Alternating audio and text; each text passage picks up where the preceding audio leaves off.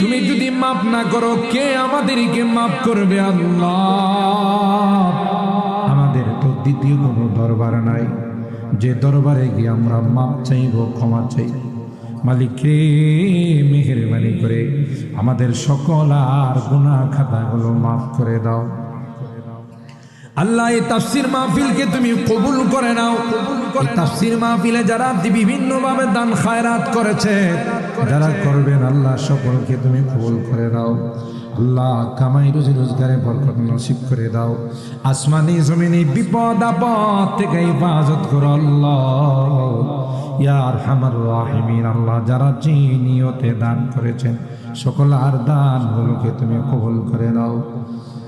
ও রব্বি করিম, আমাদের রোগীদেরকে পরিপূর্ণ শিফা নসিব করে দাও। শিফায়ে কামেলা আজলা দায়েমা মুস্তামিরা নসিব করে